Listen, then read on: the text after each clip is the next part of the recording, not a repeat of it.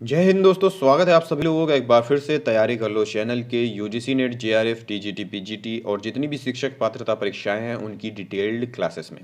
तो दोस्तों यहाँ पे हम देख रहे थे 2.4 का रीति काल, जिसमें हमने देख लिया था रीतिबद्ध काव्य धारा और उनके प्रमुख कवि और रचनाकार।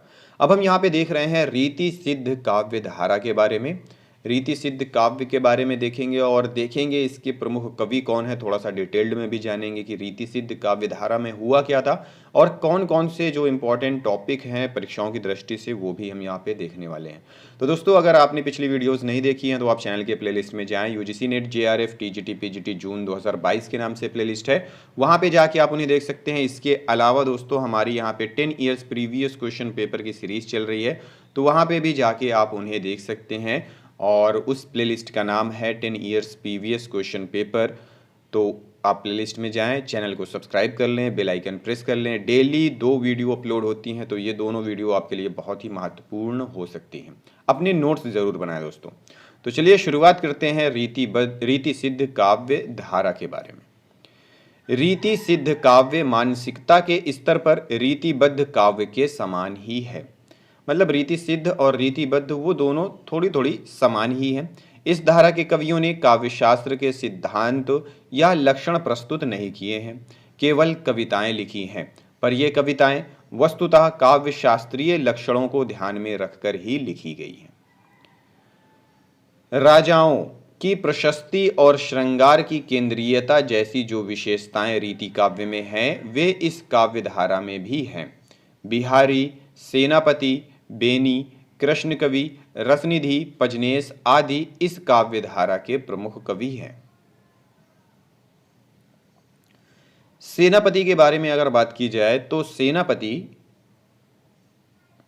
थोड़ा सा जूम कर लेते हैं।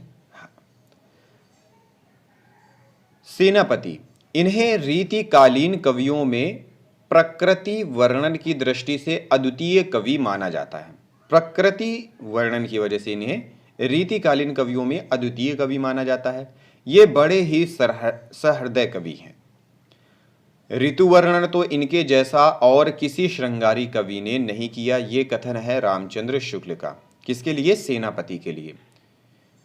ये बड़े सहृदय कवि थे। ऋतु वर्णन तो इनके जैसा और किसी श्रृंगारी कवि ने नहीं किया। सेनापति के काव्य में श्लेष चमत्कार देखने को मिलता है। बिहारी, इस काव्य धारा के सबसे महत्वपूर्ण कवि हैं कवि बिहारी। बिहारी का समय मुगल शासक के वैभव का काल माना जाता है। अकबर के शासन के अंतिम दिनों से लेकर के औरंगजेब के शासन के शुरुआती दिनों तक उनका जीवन काल फैला है। बिहारी के गुरु नरहरिदास थे तथा ये निम्बार्क संप्रदाय में दीक्षित हुए थे। देखिए, दो चीजें यहाँ पे हैं कि बिहारी के कवि कौन थे, बिहारी के गुरु कौन थे? नरहरिदास थे। और इनका संप्रदाय कौन था? तो निम्बार्क संप्रदाय में ये दीक्षित हुए थे। फिर है कि बिहारी न केवल एक काव्य ग्रंथ की रचना की जिसे सतसई या बिहारी सतसई कहा जाता है। बिहारी ने केवल एक काव्य ग्रंथ की रचना की है जिसे सतसई या फिर हम बिहारी सतसई के नाम से जानते हैं। सतसई कवि हाल कृत गाथा सप्तशती प्राकृत में है तथा गोवर्धनाचार्य कृत आर्या सप्तशती संस्कृत में है की परंपरा की ही रचना है, जिसमें कुल 700 छंद हैं। बिहारी सतसई में 713 छंद हैं। ठीक है, कितने? 713 छंद। अमरूककृत अमरूक शतक संस्कृत भाषा में है का प्रभाव भी बिहारी सतसई पर माना जाता है।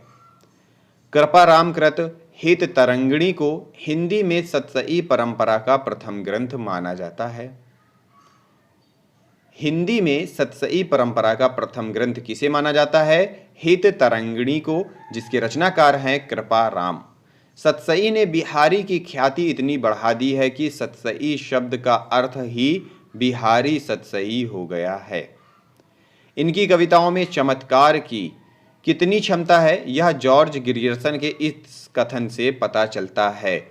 पूरे यूरोप में एक भी कवि बिहारी की बराबरी नहीं कर सकता। यूरोप में बिहारी सतसई के समकक्ष कोई रचना प्राप्त नहीं होती है। ये कथन है जॉर्ज ग्रियर्सन का। बिहारी को रामचंद्र शुक्ल ने रसवादी तथा डॉक्टर नगेंद्र ने ध्वनिवादी कवि माना है। रामचंद्र शुक्ल के अनुसार वो रसवादी कवि हैं और नगेंद्र के अनुसार ध्वनिवादी कवि हैं। बिहारी को राधाचरण गोस्वामी ने पीयूष वर्षी मेघ तथा रेवरेंड एडविड ग्रीव्स ने शब्दों का चतुर प्रयोक्ता मात्र कहा है। पीयूष वर्षी मेघ किसने कहा है? राधाचरण गोस्वामी ने। और रेवरेंड एडविन ग्रीव्स ने कहा है शब्दों का चतुर प्रयोक्ता मात्र। फिर है कि बिहारी के काव्य को पदम सिंह शर्मा ने शक्कर की रोटी कहा है। शक्कर की रोटी किनके काव्य को कहा गया है? बिहारी के काव्य को। और किसने कहा है? पदम सिंह शर्मा ने। मिश्र बंधुओं ने देव बड़े की बिहारी बहस में बिहारी को कवि के रूप में स्वीकार नहीं किया है। बिहारी की उहात्म उक्तियों पर फारसी कविता का प्रभाव माना जाता है। डॉक्टर नगेंद्र के अनुसार हिंदी में रामचरितमानस के पश्चात सर्वाधिक टीकाएं जो हैं वो बिहारी सतसई पर लिखी गई हैं। बिहारी सतसई पर 50 से अधिक टीकाओं का उल्लेख मिलता है। सबसे अधिक रामचरितमानस के बाद सबसे अधिक जो टीकाएं लिखी गई हैं वो बिहारी सतसई पर लिखी गई हैं। लगभग माना गया है 50 से अधिक। यदि प्रबंध काव्य एक विस्तृत वनस्थली है तो मुक्तक काव्य एक चुना हुआ गुलदस्ता है। यह कथन आचार्य रामचंद्र शुक्ल जी का है। आचार्य रामचंद्र शुक्ल के इतिहास में वर्णित बिहारी सतसई की टीकाएं, टीकाकार का नाम दिया हुआ है, टीका का नाम दिया हुआ है और उस पर विशेष बिंदु। कृष्ण कवि हैं जिनकी टीका है बिहारी सतसई पर कृष्ण लाल की टीका। प्रत्येक दोहे का कवित्व में विवेचन है। सूरती मिश्र की टीका है अमर चंद्रिका बिहारी सतसई पर है। यह दोहा छंद में विवेचन है। लल्लू लाल इनकी टीका है बिहारी सतसई पर लाल चंद्रिका ब्रज भाषा पद्य में विवेचन किया गया है। प्रभुदयाल पांडे द्वारा की टीका है। प्रभुदयाल पांडे की टीका बिहारी सतसई पर ही है। ये खड़ी बोली हिंदी में है। अंबिका दत्त व्यास की टीका है बिहारी बिहार। ये रोला छंद में इसका विवेचन है। दोस्तों ये सब बिहारी सतसई की टीकाएं हैं। ठीक है।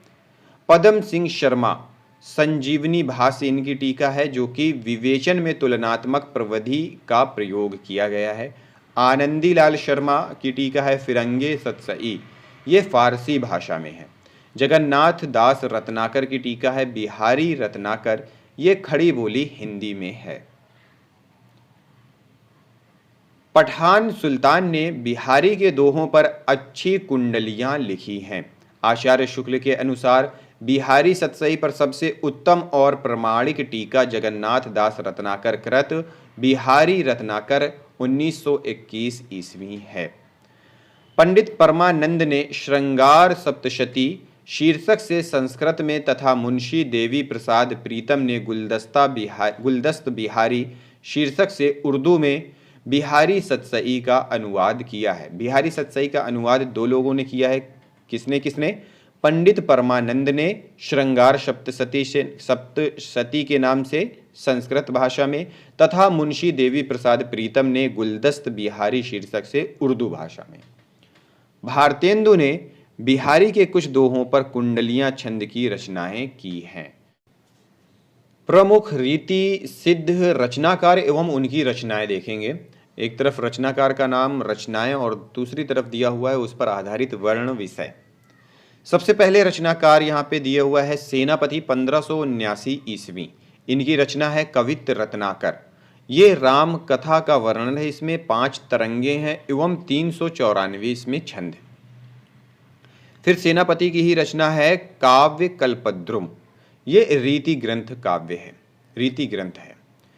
फिर है बिहारी। बिहारी 1595 से लेकर के 1663 ईस्वी इनकी एकमात्र रचना है सतसई, या फिर जिसे हम बिहारी सतसई के नाम से जानते हैं। दोहा छंद में रचित मुक्तक काव्य है। श्रृंगार, नायिका भेद, रीति, गुण आदि पर सुंदर दोहे रचित हैं। कुल 719 दोहे, किंतु जगन्नाथ दास रत्नाकर ने दोहों की संख्या 713 मानी है। 713 में से लगभग 600 दोहे श्रृंगारिक हैं। तो ये देखिए एक चीज़ और यहाँ पे देखने को मिली है कि 719 दोहे माना जाता है, लेकिन अगर जगन्नाथ दास रत्नाकर के अनुसार पूछता है तो 713 दोहे माने जाते हैं और 713 में से 600 दोहे श्रृंगारिक हैं। फिर है रसनिधि, जिनका असली नाम है पृथ्वी सिंह। 1603 से लेकर के 1660 ईस्वी रसनिधि सागर इनकी रचना है। इस रचना पर फारसी का प्रभाव माना जाता है। और रसनिधि की अन्य रचनाएं हैं विष्णुपद, कीर्तन, गीति संग्रह, कवित्त, बारहमासा, हिंडोला, आरिल्य। ये रसनिधि की रचनाएं हैं। फिर है हठी जी, 1780 ईस्वी। इनकी रचना है राधा सुधा शतक। राधा का चित्रण है 103 छंदों में। कवित्त सवैये में ये रचित है। राधा के वर्णन में राजसी, ठाट बाट तथा विलास का वर्णन किया गया है। फिर है नृपशंभु, 1657 ईस्वी। इनकी रचना है नखशिख। नखशिख वर्णन किया गया है। अन्य रचनाएं हैं इनकी बुध भूषण, जो कि संस्कृत में है, नायिका भेद, 7 शतक। इसके बाद है नेवाज, 1680 ईस्वी। शकुंतला नाटक इनकी रचना है। नाटक न होकर यह काव्य ग्रंथ है, डॉक्टर नगेंद्र ने कहा है। दोहा, चौपाई, सवैया आदि छंदों में ये रचित है। राम सहाय दास, इनकी रचना है ककहरा। डॉक्टर नगेंद्र के अनुसार यह अखरावट के ढंग का ग्रंथ है। इसके बाद है विक्रमादित्य, जिनकी रचना है विक्रम सतसई और ब्रजलीला। अंत में दिया हुआ है पजनेस, 1815 ईस्वी। इनकी रचना है पजनेस प्रकाश। पजनेस की फुटकर कविताओं का इसमें संग्रह है। और पजनेस की अन्य रचनाएं हैं नखशिख, मधुर प्रिया तथा स्फुट छंद। तो दोस्तों ये था हमारा रीति सिद्ध काव्य धारा के बारे में। मिलते हैं अगले टॉपिक में रीति मुक्त काव्य धारा के साथ। इस वीडियो को देखने के लिए आप सभी लोगों का बहुत बहुत धन्यवाद।